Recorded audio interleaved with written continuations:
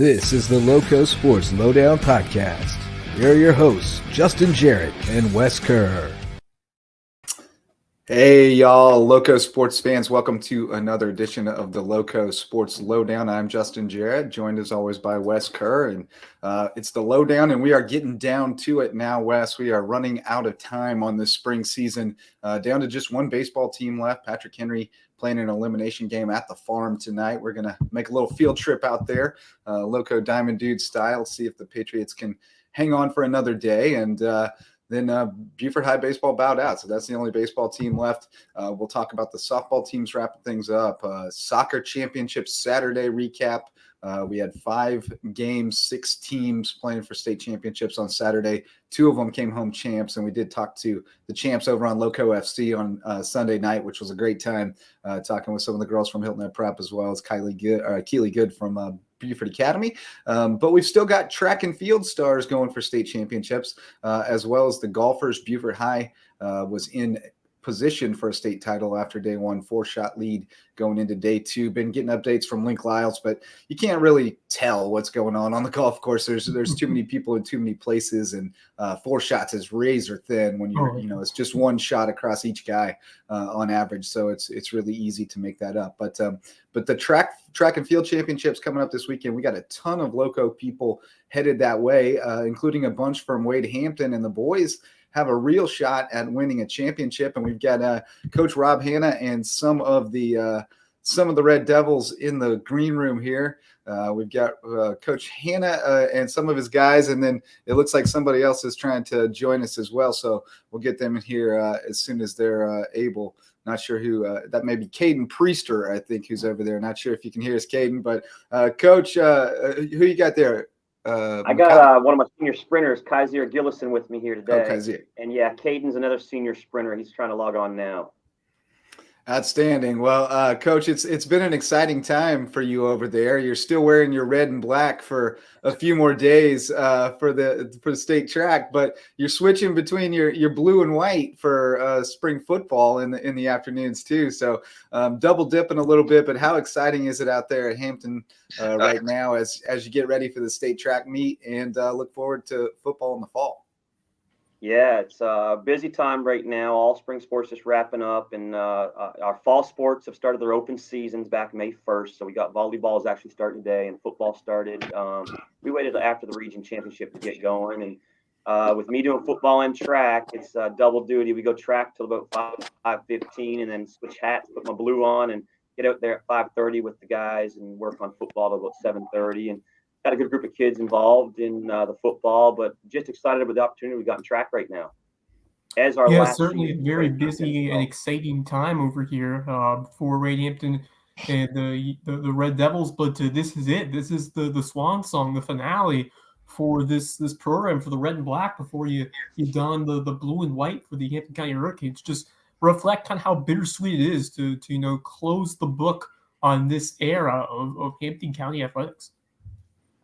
Yeah, it's been a great year for it to be our last year for Wade Hampton. We have won 7 out of 12 team region championships this year, and I feel we're in a pretty competitive region in the Lowcountry, with Woodland and Barnwell and Ridgeland and Edisto. So to be able to win 7 of those. When it comes to track and field, at the start of the track season, our boys have been a pretty solid program the last 3-4 years. I got a great group of juniors and seniors who, when I got them as 7th graders and 8th graders, I knew that the dividends would pay off. And we challenged our girls program at the start back in January that, being the last Red Devils season, let's try to go with a bang. And they've done a phenomenal job. They won their region championship a week ago, and they finished 3rd at last week, which was, a great finish for them. And they actually qualified more individuals for the state meet than the boys team. But I like our boys' chances. We were lower state champions last week, and we've been back-to-back 3rd-place finishes the last 2 years and returned a lot of those individuals with experience back this year. So we think we got a shot. We really do. Hey, for Caden and Kazir, how important has it been for you guys to go out with a big year, especially as seniors, closing the doors on Wade Hampton? You don't get to be a part of all this hype about Hampton County Hurricanes next year. So how important was it for you guys to go out strong this year and make sure you ended on a high note for the Red Devils? You want to go first? Yeah, you can go. All right. It means a lot to me, honestly. Lately, with the last weeks of practice, I've been thinking to myself, like, this is really it. I just been trying to take in what I could take in from Coach, what he tells us. Obviously, not miss practice. I'm trying to enjoy my last few days where I can, because, hey, once it's gone, I can't get it back. Yeah, basically what Ken said. I just try to improve and try to like show the younger people a better example and like what our team can be. And I just want to, win a ring for my team since the last year down here. And yeah, Okay, just certainly gonna want to make the most of this and close it on a high note. I'm sure you all will bring out that best effort this weekend as you get ready to compete for some state championships. Just give me, more of an overview of how this season has gone for this boys team. You can talk about the girls as well. But what are you looking forward to seeing the most this weekend as you get ready to compete in this state championship meet? Yeah, I'm just excited. We've got 14 individual boys that made it. 3 relays, and they're all a bunch of some other individuals. Just to see them to go out and run. We get to go to Spring Valley this year. We've been moved to Lower Richland the last 2 years. The year before that we missed because of COVID. We feel like Spring Valley is the best venue in the state to compete at.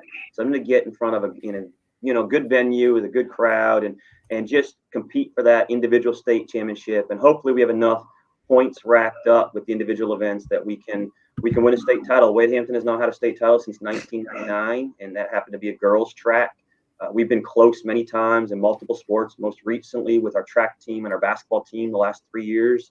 So let's just hope this year we can put it all together. That'd be something else to close it out, close out the history of Wade Hampton High School athletics with a state title. As individuals, guys, how do you kind of weigh that? Obviously, the better you perform as an individual, the more points you're going to earn for the team. But like, do you kind of feel that weight of the team's counting on me to do well here? Does that kind of propel you and motivate you when you're racing? Yes, sir.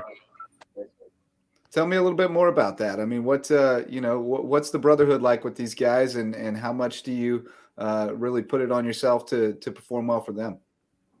I feel like our boys got a good skill of communication and not like bring each other down.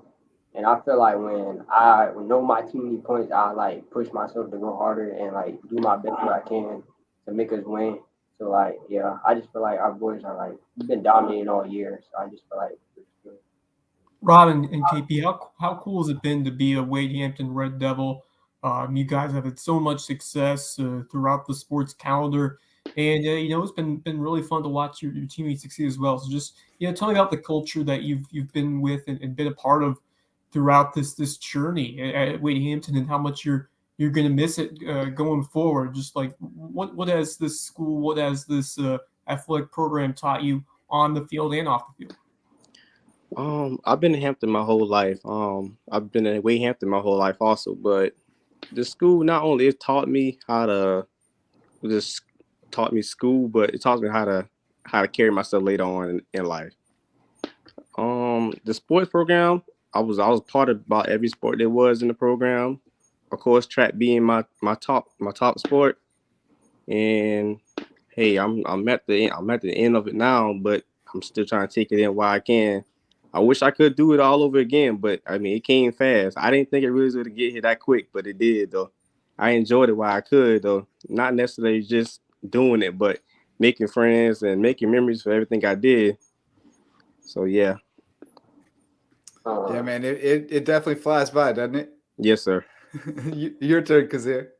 I just feel like I'm just in the process of still like I still can believe my 4 years are really up, and like I just can't believe that I'm really like be done with track, and track is like really like one of my main sports, and like I just can't believe it. Like I've been way Hampton. I've really been down here since my 7th grade year, and just with Coach Hanna, my relationship with him been strong ever since I done track, and I just appreciate like Wade Hampton and everything they done for me. So yeah. What are you guys' future plans? I mean, obviously you got it planned through this weekend, but what comes next? Later on, well, my plan is is to go to college. I'm thinking about attending SC State. I'm going in it to study our agribusiness because agriculture is something that I recently started to get into lately the last couple of years. So I wanted to see myself go there. So that's what I'm going into when I go to college. Very good. How about you, Kazir? Like Ken said, planning on attending SC State, and my major is business and morticianary science. Yeah. Yeah, both these guys have been in contact with the coaches there, and I think they'll find themselves on the track team or a chance to be on the track team there. So it's good to see their hard work. They've had some other offers from some other schools, but SC State kind of came in this year, and kind of not so much a package deal, but saw these guys individually and how much they can offer their program, and have been in consistent contact with them and me the last few months. So it's good to see them, their hard work being able to get them a chance to go compete in college. Terrific stuff. Really proud of all of these guys, and especially you two with us here today of how far you've come, how hard you've worked, and now earn the opportunity to continue what you love to do at college. I mean, that's what it's all about, and that's what you dream about. So we wish all of you, both of you, the best of luck. Coach, tell me a little more about the girls team and what we could expect there from the female Red Devils here this weekend in the state championship meet. So the girls team, coached by my wife, Mariah Hanna, the brains behind it all. I tell people, they're a pretty well balanced team. They've got some people in distance. They got a lot of throwers there this year. They got some sprinters. They got all 3 relays. Both teams 4x1s and 4x4s. Both boys and girls have legitimate chances of winning the state title. Our boys 4x1 has not been beat. I hope I'm not jinxing them, but since the first track of the year when we lost to Spring Valley, a 5A school, they've been running well, and our girls team just seems to keep getting better each week. 4x1 and they're 4x4 last week. Both boys 4x1 and the girls 4x4 set school records at the lower state championship last week. We had one of our girls jab throwers set a school record. So track's all about you want to stay healthy throughout the year, and we're dealing with a few minor injuries on the boys' side right now, but you want to peak at the right time. You don't want to peak at the region championship. You don't want to peak at the lower state championship. You want to peak at the state championship. So it's as a coach, you just got to try to manage the load on your athletes, and at the same time pushing them to get better, but giving them that little bit of time where they can rehab and nurse these nagging injuries and hydrate them and nourish them where they can go out that last meet and have their best performance of the year. So that's what we're trying to plan for right now. Yeah, it's absolutely a grind and a little bit of science and a little bit of luck involved. You just your body's got to be right at the right time, and there's a lot of moving parts to that. But I wanted to go back to South Carolina State because if I'm not mistaken, Coach, you're an SC State alum, right? I am. I graduated there in 2003. I actually got my first master's degree from there in 2005, and that's when I decided after that is when I was going to move to Hampton. I started teaching in Hampton in 2004. February, right around the Super Bowl time of 2004, they came calling, needed a PE teacher, and I've been here since. It's been home to me. It's been a great community to me. My wife, she is from here, so she wasn't here when we met, but we moved back here, and we just both feel that we've got something to give to the community. We're both super excited about the merge of the county for our youth. Us getting a brand new school is so important for the kids of our county. I want to continue to see our county grow, and it hasn't been growing, I feel like, the last few years. So hopefully this merge will stimulate some growth within our community and just give our young people the best opportunity that they deserve. I've always said since the moment I came here in 2004, our best resource in Hampton County is our youth. There's no shortage of talent. The kids here are as talented as anywhere I've ever been across the country. It's just they need the people to pour into them and believe in them, to give them that opportunity and help them believe in themselves. And I think you guys taking over, JJ and I had a talk back in July about him hopping on and take Hampton County, what my thoughts were. And I said, you won't be disappointed. And I think the year you guys had following Hampton schools, you've enjoyed to get to know the coaches and the kids. It's been great. We appreciate what you guys do because we're kind of in the middle of nowhere. We don't get a lot of news outlets. So, anything we can get, we appreciate. and we appreciate what you guys have done for us and the other schools. And it's a pleasure covering you guys. And the hype has already started for this fall because the Hampton County Hurricanes are already practicing, getting ready to take the field for their first ever football season. Just describe the energy going on over there with this Hampton County football squad that's getting ready to start their inaugural campaign. Yeah, it's exciting. We got a staff together. All of our teams except one, I think, have full staffs, and the plans. It started a while ago, but uniforms are coming in every day, and equipment with the new colors, and the wall pads for the gym came in today with the new logos on it. Just things like that. It's exciting. I love the color scheme. I love Wade Hampton. I love our logo. We went to this Trident back in like 2007 or 8. As opposed to the block WH, but I think the new logo, it's sharp. It looks good for, I hate to say for social media, but the kids seem to like it and like the color schemes. And the football program is exciting. Anytime you bring two teams that have, especially last year, had good seasons together, the potential is there. I tell the kids every day, though, that even though we look good on paper, no one is just going to roll over and play dead and give us a win. And that's in any sport. We got to continue to work and put in the time. And if we do that, I believe good things can happen. Yeah. I'm curious, Caden and Kazir, how you feel about the Hampton County Hurricanes? Are you like all in on this thing, or are you still just a little bit bitter about it? I'm honestly, I really think this is sports in general is going to probably be top notch. Just because the combination of both schools, I feel like there's going to be a lot of talent on both sides or each side of it. So I mean, I'm excited to see how this goes. Yeah, I feel like both schools should really do dominate in any sport. Like this next year, and I'm ready just to see like what the teams would do, and I'm gonna definitely come out and support. You're all in. That's what I hope to hear. I was hoping that everybody was going to be all in. I'm trying to get these guys to reclassify. I gave Caden a shirt, a month ago, one of the new Hurricane shirts, and he wears it to practice every day. I think he likes those colors. But that's one good thing is, our outgoing seniors have not been critical of the merge. They understand it's happening, and like these two here, they support it. They understand that change needs to happen for our county, and what better way than having the school and our athletic programs be the face of that. Great to see the seniors and the outgoing graduates on board with that, but very excited for this first season, guys. Open at Colleton County, week 0. You got some tough opponents on the schedule that first year against Hilton Head at Brooklyn Casey.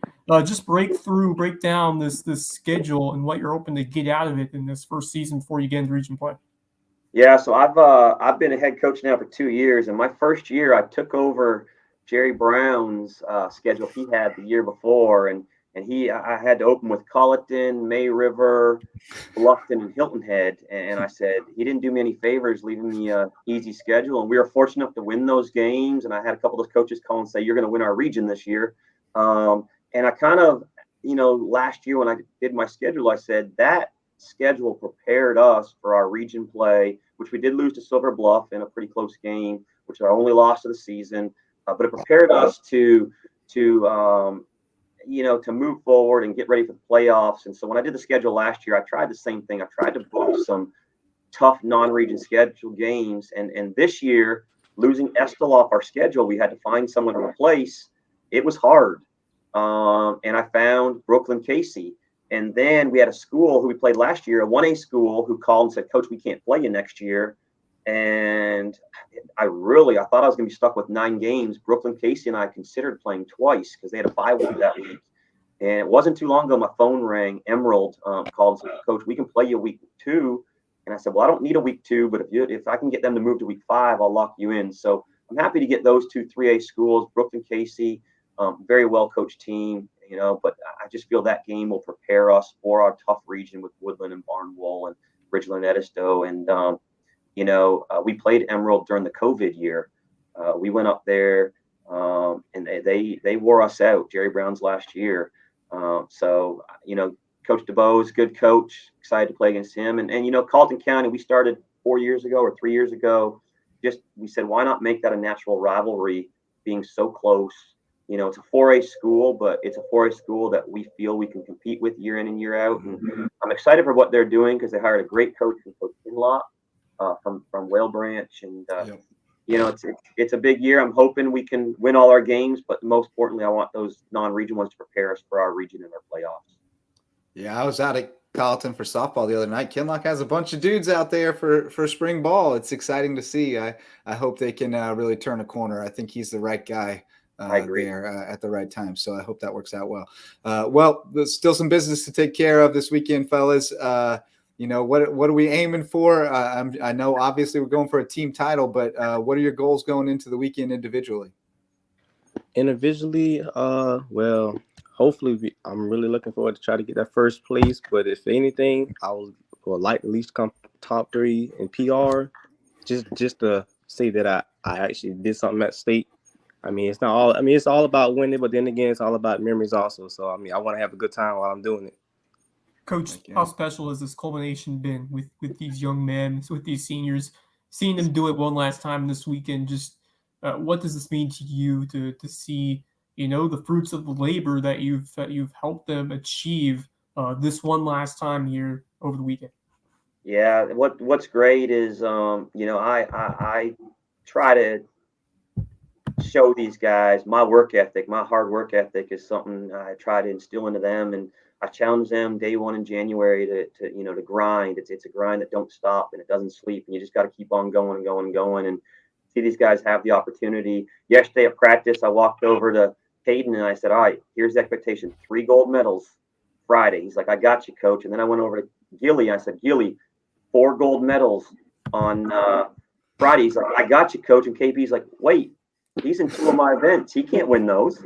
So, that's what's good is they know, and these 2 all year, they've been in the 100 and the 200 all year. If KP wins, Gilly would come second, and if Gilly won, KP would come second. And, just as I tell them, there's no regrets. Just go out there at this last meet, you run your race, and where you place, it's meant to be. And I'm just excited for them and the other seniors to get this one last chance and hopefully win a state title. There's some great teams in the upper state. We were fortunate enough to hold off Woodland last week at lower state. We beat them pretty easily in region, and we only beat them by 3 points last weekend. So they're obviously getting better each week, and they're Coach James does a phenomenal job at Woodland. They're year in, year out, top 5 program, and the upper state's got a couple of those as well. Greer Middle is the one that's gotten us the last 2 years. So I'm hoping we can find a way to edge them out. All right. Well, best of luck, fellas. We will definitely be keeping an eye on you, and I may even see if I can sneak up there Friday night if I'm not busy. If my rec softball team doesn't make the championship game, but good. Best of luck to you guys. We're definitely pulling for you, and hope you can bring a title back to Hampton County for one last on your last ride here. So, thanks for joining us today, guys. Thanks, guys. Thanks for having us on. Thanks for everything you do for us. Yes, sir. Thank you. Talk soon. All right, Wes, great to talk with those guys. And like you said, it has absolutely been our pleasure covering Hampton County this year. I kind of backed into a great decision there. I just decided one day that we were going to do it. Their teams were in the same regions as our teams. We were going to be covering them so much. As I looked at the schedule, it just made sense to just add them to our coverage area.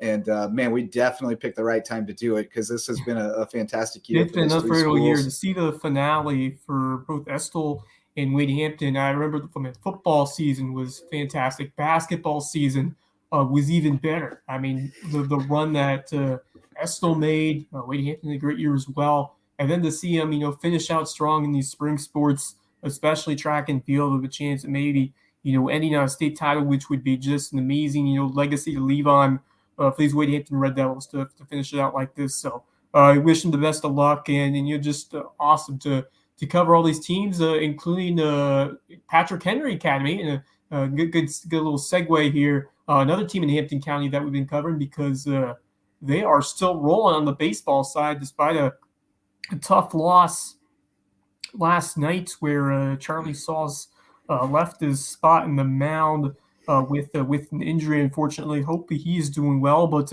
after that, he did a 3-run homer to tie the game at one point before they ended up losing 7-6. So a wild one in game 1 of that series with Calhoun Academy, but they'll be right back at tomorrow to try to push it to a game 3 at the farm tonight. Yeah, Charlie, I texted with Charlie last night, and it was what it appeared to be. He got 2 outs in the first, and he said he started to feel tightness in his elbow, and so they got him out of there. You just can't mess around with that. He was able to come back into the game, play first base, and like you said, hit that big 3-run bomb to tie it up. But we talked to Coach Brown last week on Diamond Dudes, and he talked about how great their defense has been all year, and very uncharacteristic last night with 6 errors. And that's how that go-ahead run scored. So, they were still right there in it. Forrest Ferry came in and pitched a heck of a game. Chandler Brown came in at the end. So they were able to scrap and fight. I don't think you can count on Charlie pitching in this series. It's possible maybe Thursday, but I just don't think they're going to risk his future. I'm sure he would like to, but it's a really tough thing. You hope he's okay, and it seems like hopefully it's not too bad right now, but you just can't risk bringing him back, I don't think. But Coach Wayne told us he has 5 good arms, so they used 1 up last night, but they've still got plenty in the tank, and they hit the ball well last night against the ace. So that bodes well that maybe they can win a slugfest here, or even maybe the number 2s go head to head, and you have a low scoring duel, but then they can win that Johnny Holstaff slugfest on Thursday at Dorchester. It's still anybody's series, but certainly it changes the dynamic. Yeah, certainly a lot more work cut out for them at this point for Patrick Henry. When you lose at ace and Charlie Salzman, Forrest Ferry was fighting in there, but I think that it comes down to this level of high school ball. You got to be clean defensively. You can't make 6 errors in a championship game. You have to be cleaner defensively, and I'm sure they'll take it to heart and try to, have a much better game in that department here in game 2 tonight. And I expect them to, continue what they did well at the plate. I think if you can scrap that number of runs against a very quality arm and that Calhoun County staff, I think you're in good shape if you keep those bats going here tonight. So, but I expect a competitive game. It could definitely be that slugfest if we do see those Patrick Henry bats get going, but I just think they're due for a bounce back now. I think the adversity sometimes playing for your guy Charlie Sauls, who left the game, left his pitching spot. I think that'll fire up this Patrick Henry Patriots squad. I think it will force them to step up for the guy. Next man up mentality. You said they got 5 arms. Well, let's prove it. Let's see some of these other guys and see if they could put on a show here at the farm tonight. Yeah, and just pitch to contact and trust that defense. Let them get back on the horse and make some plays early and get back to doing what you do and doing the little things well. You don't have to beat them twice. You just got to beat them once and then beat them again. That's the philosophy you have to take into it, because I think after you win that first one, it's a whole different animal. I also think in this situation, Patrick Henry has a little bit of an advantage tonight because they're in the position of they don't have to worry about Thursday. They've got to win tonight. You can outthink yourself a little bit when you start thinking about, but we got to save some for Thursday. You can think yourself into a pickle there and overmanage that pitching staff a little bit. So, Patrick Henry's going to throw everybody at it. If you don't have it, you're getting a short hook, and it's all hands on deck. We got to win this one, and then we just got to win one more. So, looking forward to getting out to the farm tonight. That is going to be a good time. Only baseball team going because Buford High's Magic finally ran out last night. I'll tell you what a run. That was such a fun team to cover. I was there Saturday for the Hudson Mullen walk-off homer. They were down 5-1, and they rallied to win it in the bottom of the 7th. Good Lord, what an incredible comeback against a very good Dreyer team. And Zach Talbot, he is a dude. Clutch hit after clutch hit in these playoffs. And, man, they just found a way to scrap across a couple of base runners despite the wheels falling off in that 5th inning. The offense, picked up the slack and found a way to get the job done. Coach Monahan and that squad, what a great team. And just tough to see that comeback effort come up short tonight. And a crazy game. We saw an 8th grader on the mound who was dominant against the Eagles last night for Brooklyn Casey, but didn't stop the Eagles from rallying. They once again, they clawed back, and I really thought they were going to do it. They had an opportunity to – they drove in 3 runs after loading up the bases in the 6th. Got a base runner on the 7th, down by 1, a couple of loud flyouts, and then the last guy gets called on strikes, looking just painted the corner there to close it out. That was effort, in relief to seal the deal. But man, just a gritty effort this postseason from the Eagles, which we've expected from this entire athletic department. I mean, they just have that mentality that never quit, drive, and just a really special group. Those seniors, I mean, what a fantastic job they have done, including Talbert, and going to be sorely missed in that program going forward. But one of the most fun teams that I have covered here these last 2 years is Beaufort High Baseball Squad. Yeah, they were, especially that postseason run, they were really fun. I mean, anytime you got a couple walk-offs and a 12-inning marathon, like, yeah, that's a pretty good story that you're penning there. It was a terrific environment for baseball too. And man, the stadium at Brooklyn Casey looked amazing. The brick behind home plate, that looked really nice. That was a great environment. Yeah. Shout out to Beaufort's own. Once again, their coverage has been terrific. That home plate camera from center field is just phenomenal. Mullis said the other day, he goes, man, I don't know why you'd ever go to a game if Beaufort's own's there. They got the center field camera that's like MLB Network out there. It was really cool to have them following along for this spring season and helping us, be able to watch the games. And they've done fantastic work. And it was great talking to Thomas the other day too. Hear about his journey to becoming a sports broadcaster and how he picked it up so quickly. And I the future is so bright for Javon, Beaufort's own. I am so excited to see what they do next year. And we're just so grateful for the efforts they did all the way through this school year. And, you look at this Beaufort team, I mean, a lot of high finishes. You got to think they're going to be in contention for the Carlisle Cup when this school year is over.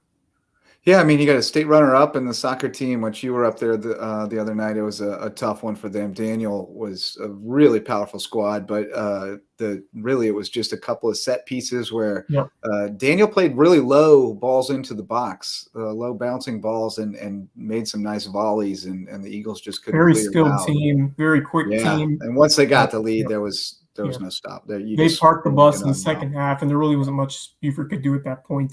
Once you got behind of them, but still a gritty, a respectable effort against a good team to end a historic season for that group. And it was great to talk to Coach after this game, and he was obviously disappointed with the result, which you would be, but just a tremendous job that he did with this group, and Terry Rollins, just what a great story. He believed in this group from the first game of the season, from first practice, and defying the odds, winning that region championship in penalty kicks, and then making the run that they did, beating Waccamaw on the road in penalties, Jack Trout with the game time. Just once again, a group of guys who will not quit. And we saw that at Irma High School on Saturday. Excuse me. Yeah, they fought hard right to the end, man. It was a battle, absolutely. And we did have a couple of state champs though. Hilton Head Prep girls with a dominant performance, 6-0 over Christian Academy in Myrtle Beach. I think it was 6-0 at halftime. They just absolutely dominated that game. And Beaufort Academy girls won in that crosstown clash in Columbia with Holy Trinity 3-1. Keely Good with a goal. And then Maddie McDougall scored one, and Lily Cooler scored one. BA was down 1-0 at halftime, came back and won 3-1. So talked to both the champs on Lowco FC the other night, and then Holy Trinity boys. They were overmatched, fell 8-0 to Charleston Collegiate, and the BA boys fell 3-1 to Greenwood Christian. Overall, a terrific soccer season with 6 Lowco teams playing for state titles. It was a fantastic weekend of soccer. Great Saturday. Good to see Misael Garzon, or my Lowco FC co-host, on the call of a couple of state title games over there at Irma High School. So providing some great analysis, and really had an awesome spring working with him on Lowco FC, and can't wait to do some more editions of the podcast in the off season and this summer. But tough to see Beaufort fall just short, but once again, Rollins and that crew did quite an amazing job all the way through. And I thought they were respectful out there. I thought some other teams would have crumbled and lost 4, 5, 6. A lot of that, Nigel Bell. Nigel Bell was absolutely remarkable. Made over 12 saves, almost 12 to 15, as Coach said. But, just a remarkable performance.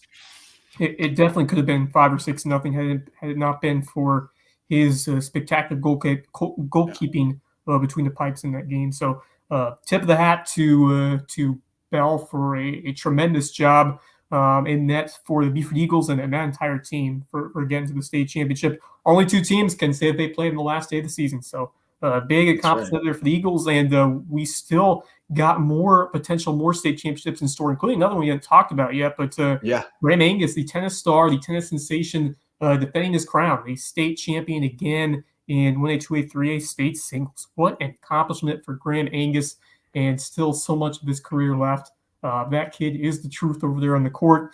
And then Buford High School golf in the lead after day one of the 3A golf state championship, a very slim lead, I believe a 4-shot advantage. So it's going to be when you got 4 or 5 golfers, for 4 of them count, I believe. It is 5 golfers, 4 count. Lead. Yeah, it's very slim. The good news for Buford is that Jack Sumner had a rough day yesterday, and you wouldn't expect him to shoot the number he did yesterday. So, you think maybe their number could come down a little bit. Obviously, he was the drop scorer, but he's usually one of their counters. So you'd kind of expect him to be back in the mix. And maybe that brings their score down a little bit. But, I've been getting updates from Link on the course, and, he knows kind of how his guys are doing, but you just have no idea how everyone else is doing. There's too many teams to worry about with, let's see, I've got the leaderboard up here.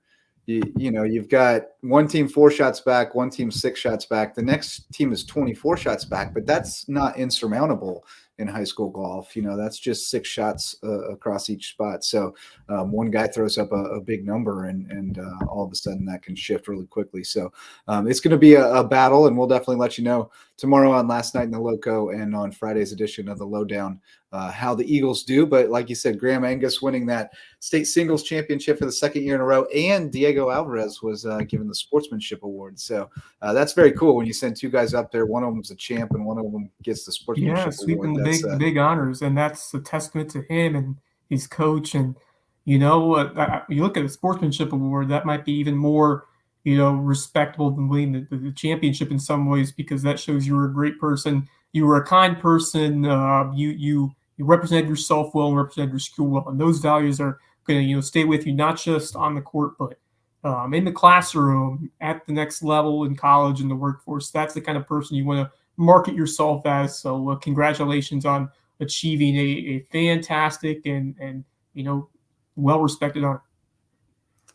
Yes, indeed. All right, Wes. Well, we need to get to a break and hear from our sponsors who make these shows possible. But we'll be back after the break to talk USCB softball, a whole bunch of students signing to play at the next level, some offers for some local football stars, and a little high school basketball rules change that we're going to see next year, as well as our Loco shout-outs coming up next on the Loco Sports Lowdown. Hey, Lowco sports fans. This podcast and all of our grassroots local sports content are made possible by support from community sponsors, including Mickelson Law Firm, the official real estate attorneys of Loco Sports, and the presenting sponsor of our Hilton Head Christian Academy coverage. Our original sponsors are still among our greatest supporters. Ryan and Tiffany Mickelson are community pillars who will be in your corner no matter your legal needs. When you need legal representation, call on the attorneys who support Team Loco. Call Mickelson Law Firm. Hospice Care of the Lowcountry, the official hospice provider of Loco Sports, and the only not-for-profit hospice in southern Beaufort County. For more than 30 years, the committed, compassionate staff at Hospice Care of the Lowcountry have been there to ensure your loved ones find comfort, honor, and dignity at the end of life. Because at Hospice Care of the Lowcountry, it's not about dying, it's about living.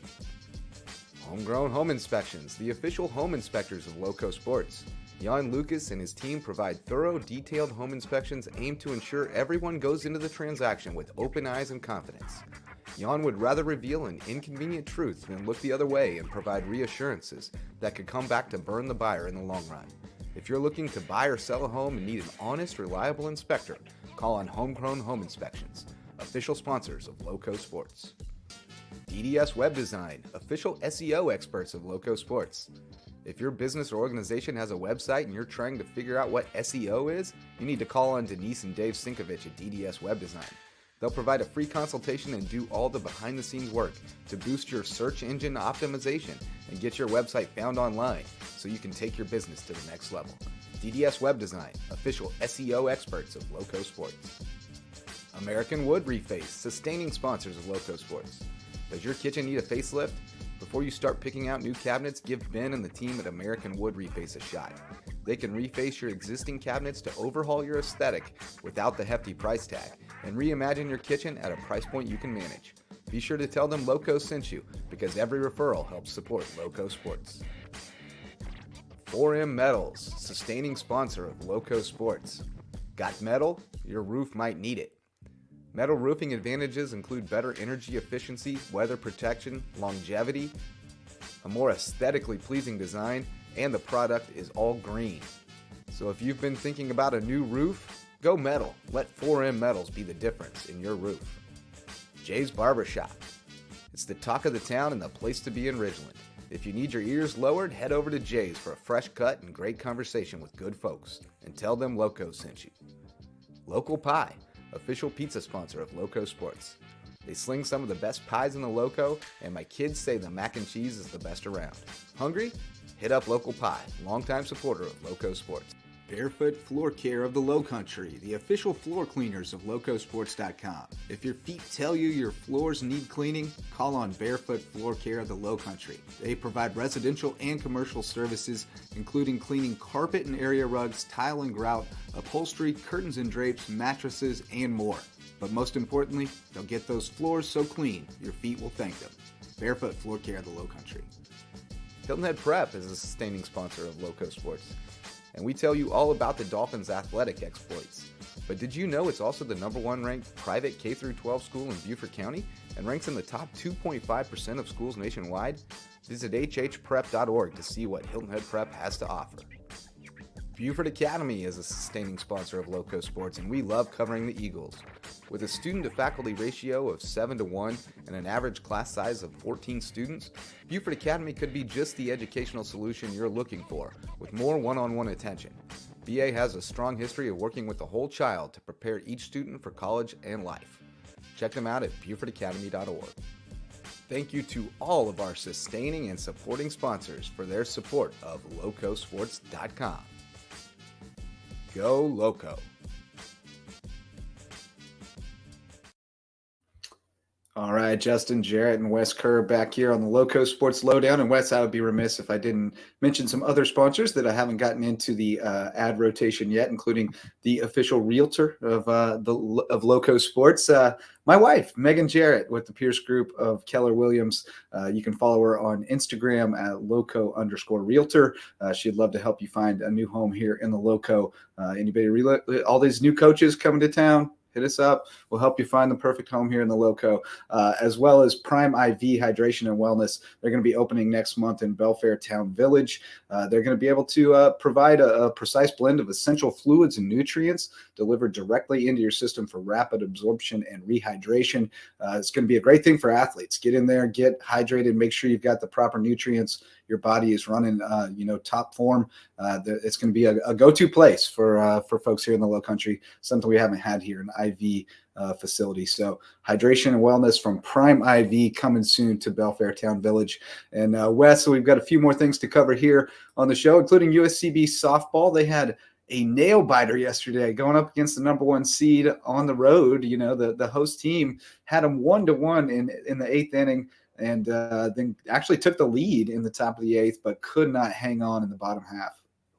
Yeah, unfortunately, just a key error, was at their demise at the end as they fell 3-2. But a great effort there by Sierra Kinlaw, and this USCB softball squad just can't afford to make those defensive mistakes. And they had an opportunity to build the lead in the top half. They had a couple runners on second and third with one out, but a couple strikeouts ended that threat, just held them to one. And then, fortunately, they let in 2 runs to fall short in a great game against University of the Cumberlands, who is the 1 seed. But they have a lead today. They are up 8-4 over Indiana Wesleyan.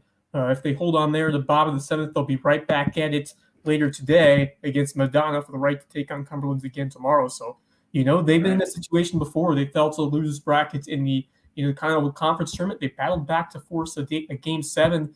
Maybe they have, that will in them again to do it here in the NAI opening round. Yeah, I mean, it's great to see them still fighting and really just to see them still have something to play for. I mean, the season could have been over, but they battled and got into the next round, and here they are, still fighting for something from this season before they move on to year 3 of that transition next year and play the full. I'll tell you who's really D2 impressed schedule. me. Sierra Kinlaw has been great in the circle, but Darren Miller has been an absolute monster in center field. I mean, a couple of highlight reel catches, and she's been doing it at the plate.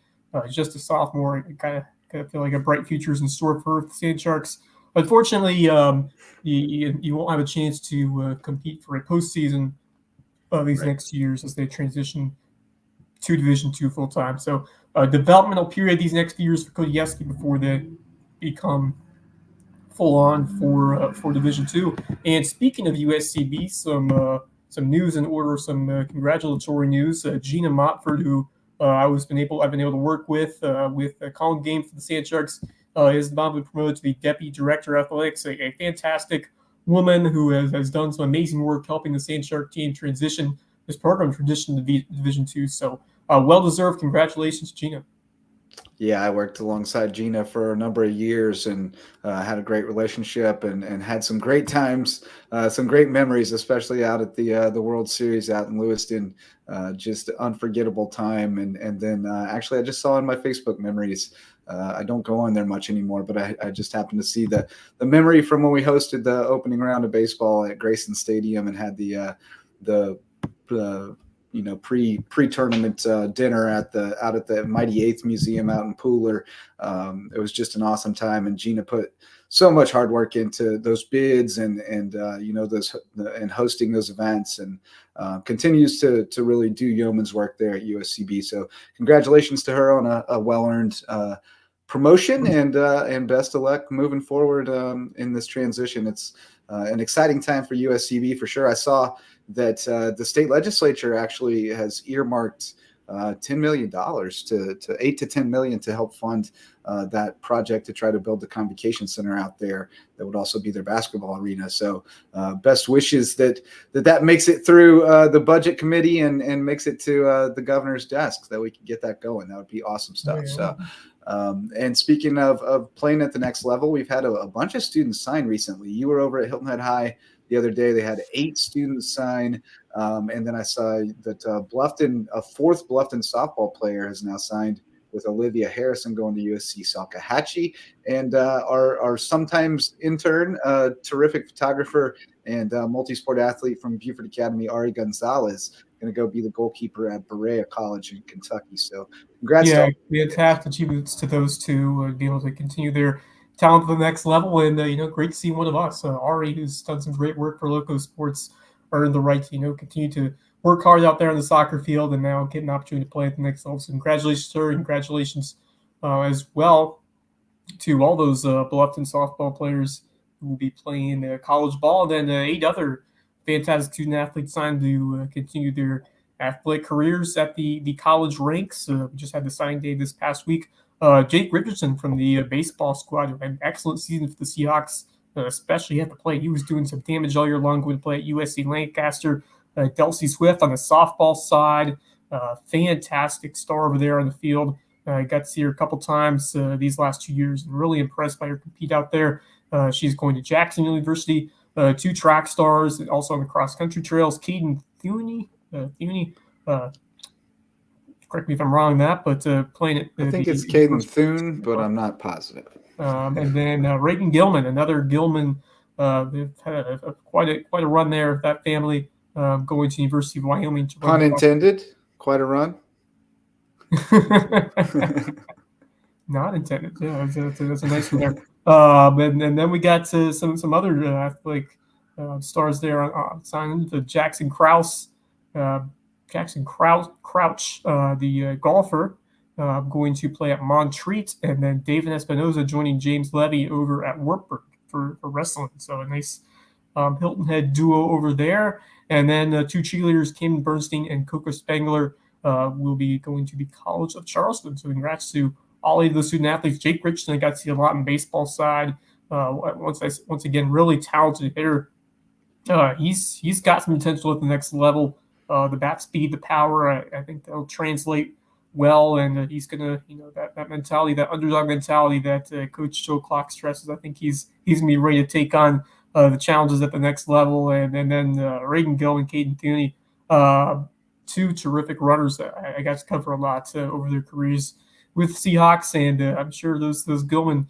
They're not only great in the cross-country track side, they're also great students and also just great young men and women. So expect to see more of that continue to the college level with Reagan Gilman. So 8 strong signees, and then we got a couple more coming tomorrow, which I will be at May River High School, including Jaden Jones, who will be making his sign official. Yeah, going to Morehouse. I'm hoping to get over there as well. I think they've got 7 or 8 kids signing as well. So it's just awesome to see so many kids from this area getting those opportunities to compete at the next level and to use, to parlay their talent in whatever it is that they do into that opportunity to educate themselves further and set themselves up for a bright future. So, and as we've learned from talking to so many of these kids on our shows, they are poised for bright futures. I mean, they've already set themselves up for bright futures with the dedication and commitment they've shown to their craft. It sticks with you. It sticks with you after you finish off your athletic careers. It sticks with you when you go to join whatever career you're most interested in. That work ethic, those values, so many different lessons that sports teach you, even if you don't decide to play at the highest level possible. Those lessons will stick with you, and our coaches do a fantastic job here in the Lowco preparing these kids to do just that. Yes, they do. Yes, they do. Shout out to all of them. They're doing incredible work, and coaching is definitely a calling and something that you've got to love to be able to put in the hours and give of yourself as much as they do. So big shout out to them. More guys who are going to play at the next level. Bradford Thompson from Whale Branch picked up his first offer from Erskine. I will go on record that if Erskine gets him, it will be a massive, massive steal. That guy's a Division I defensive lineman for me. Jeremiah Curry from Bluffton racking up the offers. He got another one from Georgia State, and I can't even keep up with Shai Thompson. That guy gets like 2 or 3 a week. I know I saw a couple come in the past week, but I can't even keep up with them all. He's going to get to pretty much just pick where he goes to play football. I think a lot of that has to do with, Hilton Head, football on the rise, what we've seen with Snead and Puna Ford, of course, but, Shai Thompson, he's put in the work and he's earned it. And, great to see BJ Payne continuing that tradition. The Tour de Pain that they do each summer now is, great.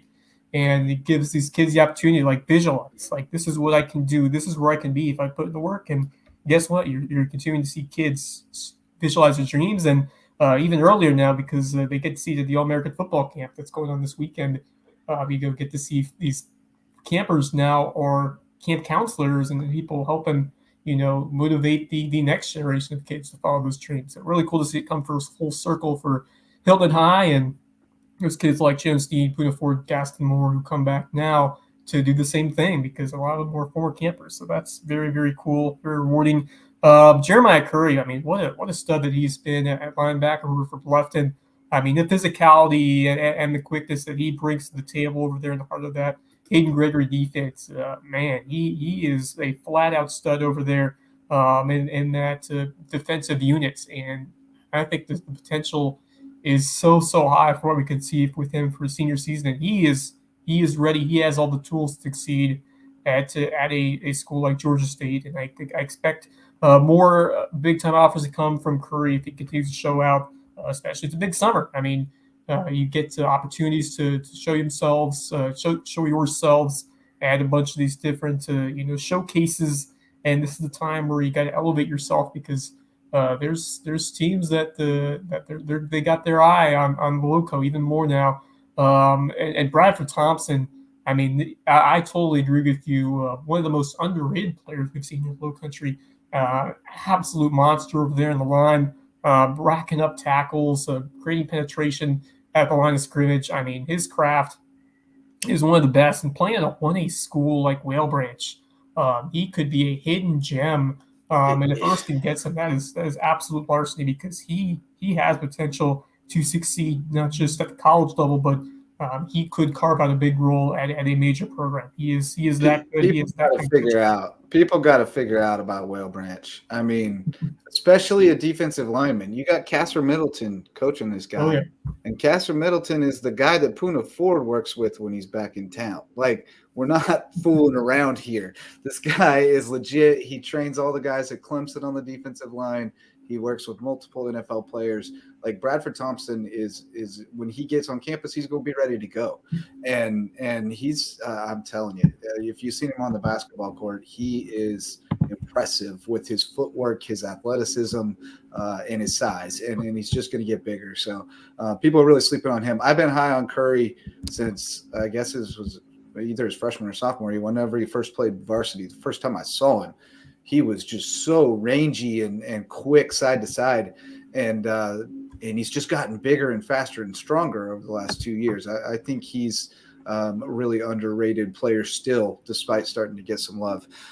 So, yeah, I mean, and then, you know, also I'd just say shout out to Hayden Gregory. You know, I don't know. I don't have enough insight into his program to really, you know, pass judgment yet on how things are going. But it was a good first season, and he's getting a lot of kids on the radar. He's making the connections and getting the word out there, and kids are getting offers. So shout out for that part of it at least, and you know, hopefully the results show on the field this fall. Yeah, I mean that's the whole process. You get ready by, you know, coaching these kids up starting in spring ball and this summer. And that's how you set the foundation of hard work and drive that it takes to win games in the fall. And we saw that play out in his first year, just the way they battled, especially on the road, picked up a couple big wins. Of course, that Bridge Bowl stood out, and then getting that first playoff win. What a great foundation to set in his first year, you know, instilling those values that are going to be so crucial, especially with these underclassmen. He's going to, you know, stay with them for a number of years. And I really think we're starting to see a shift. I think Bluffton is edging closer and closer to what we've seen from May River, and I think it could be a great rivalry going forward, great competitive rivalry. And I just love what Hayden Gregory is doing to instill things, and what Jarrett Karkup is doing. He's been a big part of this as well. Yeah, absolutely. Those guys are like playing Madden with their playbook. It's good times. They're fun to watch, if nothing else. They're always going to be entertaining. And speaking of fun to watch, high school basketball might be a little bit more fun to watch. I don't know. It's going to be interesting to see how this works out. They're switching up the fouls, the bonus. So, you know, for a million years, it's been 7 fouls. You're in the 1-and-1, 10, you're in the double bonus, and it carries over for the half and then resets. Now we're going to resetting every quarter. And once you hit 5 fouls, you shoot 2. So no more 1-and-1 in any instance. We're going straight to 2 shots after the 5th foul each quarter. I'm not sure exactly what impact we'll see. I think it may speed things up a little bit. It will eliminate that moment that we get in almost every game where they're about to shoot a free throw and somebody's holding up 1-and-1 and somebody's holding up 2, and we got to take a break and figure it out. Like, we won't have to worry about that anymore. So I guess it'll at least speed that part up. Yeah, I've seen that many a time at the high school basketball level. But yeah, I think the games will flow better with this new rule. I think, you know, it's worked well in different areas of the game. They use it in the women's college basketball game. I think the FIBA rules are very similar. So I think you're seeing a transition from these rules into what you're seeing at most levels at the next level, at the next college stage, although men's still has the 1-1 for now. But I think it flows the game better. I think, you know, it definitely allows for less. They cited less rebounding opportunities, injury concerns. I don't know how much that will really impact things in that area, but it's going to add a new dynamic. It might emphasize free throws more because you're going to get 2 no matter what. Yeah. So I think could, you know, impact if you're getting 5 fouls in a quarter. We'll see how much. I mean, you'll get more opportunities at the first and the third quarter to shoot free throws, no matter what fouls, unless it's player control fouls. So it definitely could put an emphasis on free throw shooting all throughout the game, which, it's always an important skill, which coaches will preach, and I think it's worked well at other levels of the game. So I like the decision, and I'm very interested to see how it will, impact how coaches decide to it's not a huge change in terms of coaching, but more just in terms of how a game will flow. But we'll see how coaches kind of address it and use it to work with their team going forward. Yeah, it kind of adds more of a penalty for fouling, for playing more physical, because, especially at the high school level and especially in the girls' game, you're going to miss a lot of front ends, so there's not a lot of penalty to fouling a team. Whereas if you're guaranteed two, you're most players are going to make one out of two. If they get two shots, they might miss the first one, and they don't get that second one if they do. So, I think there's a little more penalty there. That could be interesting. I think it's just one less point of confusion and contention too. So I think it'll be a positive change overall. Now we need a shot clock. South Carolina, come on. And FHS gave you the permission to do it. Just do it. Let's get a shot clock. Let's bring it into the 21st century. I've seen many Skeeza games that have been, four corners style 32 to 28. Holding the ball for an entire quarter, running out the clock. And that's just not basketball. Make it more exciting to watch. You don't want to have kids standing there to try to run down a game. There's no fun in that. Maybe fun for the team that's winning and sometimes for the players, but it doesn't do you any good. It doesn't do you good as a product or just in the game as general. So I think shot clock. I mean, if they're interested in a big rule like this, and you have the technology in football, like technology for play clock. So right. I don't see what the difference is for basketball. I think it is just a matter of time that it's and you're preparing kids for the college level. I mean, you got shot clocks there. Obviously there'll be a discussion on what the time will be, what the actual clock will be. Probably more than 30, but that's a discussion we can have in the summer for another day. But certainly something that needs to be next implemented to continue the betterment of the product. Yeah, and I think one of the concerns with it is the expense of installing it, on some underfunded schools and rural areas and things like that would be a concern. But certainly you could think that, we just talked about $10 million earmarked for a basketball arena. I would think we could get a few thousand earmarked to put some shot clocks in some rural schools that don't have the funding. It seems like that's a hurdle we could get over if we really wanted to. So we'll leave it at that. But Wes, before we get out of here, let's give some Lowco shout outs. We've talked through just about everything that's happened in the past week, but who do you want to give some extra love? I'm going to go with Calodondo on the Hilton Head Prep Dolphins girls soccer team. How about a hat trick in every playoff game? That's what she did. Absolute rock star for the Dolphins, who came into her own in that playoff run and just found that nose for the back of the net. What a time to get hot there in the postseason. She's been a great player all year long, but she was the big star these last three games to carry the Dolphins to the state title. So I got to give some love her way. So that will be my player of the week. We don't have any teams left, but we do have a state championship squad. So the Buford Academy girls, what a great season, and Keely Good, really it was so much fun to talk to her a couple of times, and that's a team that is taking advantage of the opportunity to play for a state title in this new realignment, and has really shown out there in the field. Coming back from a goal down, that's not easy to do at the half in a championship game like that, and to score three straight, testament to their will and their drive to come back and never count themselves out of it. So great response, great adjusting from the coaching staff to pick up that win. So that's an excellent comeback victory to secure a state title. So congratulations to the Lady Eagles, and it's been a fantastic soccer season all the way around here in the Lowco, and especially on the girls' side with Ashley Brothers too. We got a lot of young talent over there in Skeeza. So much young talent. That BA team was really strong. They had some real talent. Keely is the truth. She is her, as the kids say. She's impressive. She can really play, and she's playing out of position on that team. She's really a center back, and she's playing up top. So she's really impressive and was very impressive for an 8th grader in her interviews. I'll stay with your trend and give Kat Zamora some love, your other guest on Lowco FC the other night, and one of the important defenders on that back line that shut out Christian Academy in Myrtle Beach for Hilton Head Prep. She was thoroughly impressive in her interview. I saw that on Facebook that she's going to Clemson. Wish her well. She's an impressive young woman and part of a really good soccer team. Club soccer in the future. We'll see. Yeah, I would say so.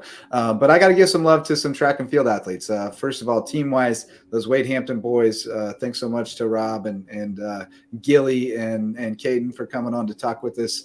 Really rooting for those guys to close it out with the title. They won that lower state championship by 3 points over Woodland, so it's going to be a battle. You know, everybody's – you edge somebody at the line, it could be the difference in first or second. And then individual-wise, I got to give some love to Jesse Richardson from Whale Branch. Won the 800, the 1600, and the 3200 at 1A lower state. That is unbelievable stuff. As well as Jonathan the Jet Kelly. We've been following him on Twitter for a while. He's coming up at Whale Branch. I think he's probably going to be the quarterback next year. He broke the school record in the 110 hurdles, 1563. Beat Keith Chisholm. That's an athlete right there. That is a built athlete. Love to see him generate that whole hype with himself. It's cool. You get the kids hype and social media. Some kids, use it for a good way. They use it to highlight themselves in a way that gets people excited. And I think he kind of does that with all his tweeting and all his, content over there and the videos of him like sound out there on the track and on the field. And, Whale Branch, that's a storied program. So great to see, the future of it staying bright over there. We've had a bunch of excellent Warrior track and field athletes come through over the years, and the Kelly might be the next one, the next big thing, next big star to take the track. So really excited. Don't sleep on their girls either. Destiny Pryor won the 100 and the 200. Talaja Bartley won the 100-meter hurdles. Like they got some real sprinters over there. Yep. And then don't count this Buford team. I mean, nobody's counting on the whole year. So we'll see if golf can close it out today. Definitely harder said than done. Just a 4-shot advantage. We'll get the score should be rolling in there. Link said they didn't expect final scores until about 5 o'clock. So. And also USC with softball, they do get it done over Indiana Wesleyan 8-4. So they will face Madonna in just half an hour or so. All right, another Elam game. Ooh, man, tournament softball's fun stuff. Got to run them right back and keep the intensity up. So. All right, well, that's going to do it for another edition of the LowcoSports Lowdown. Covered a lot of ground, celebrated a lot of teams and athletes, and had a good time doing it. Great talking with Rob Hanna, Kazir Gillison, and Jaden Priester out at Wade Hampton. Really excited about Hampton County football in the fall, but hopefully those track boys can finish it off with the state title before they close out the history on Wade Hampton High School. And got a pretty slow week ahead where we can breathe a little bit. We're headed out to the farm tonight for some baseball, and then we got track coming up this weekend, and then we're cruising into summer. We're going to start planning for football season, looking for sponsors. So going to be a great 23. All local basketball teams, all local spring teams. Yep, that's what we shift into next week. Yep. So we'll start putting those together, getting sponsors for those, and getting those out to celebrate more student athletes. So thanks so much to all of our sponsors who make this possible. Thanks to the guys from Wade Hampton for jumping on with us today, and thanks most of all for you for showing up to listen and watch. You're the reason we keep doing it. And until next time, go Lowco. The LowcoSports Lowdown podcast is a production of Lowco Media LLC and LowcoSports.com, an independent media outlet providing grassroots local sports coverage in the South Carolina Lowcountry. We are sustained by community support from sponsors and patrons like you. Get in the game with a monthly pledge of $1 or more at patreon.com/LowcoSports to keep us going and growing. Go Lowco.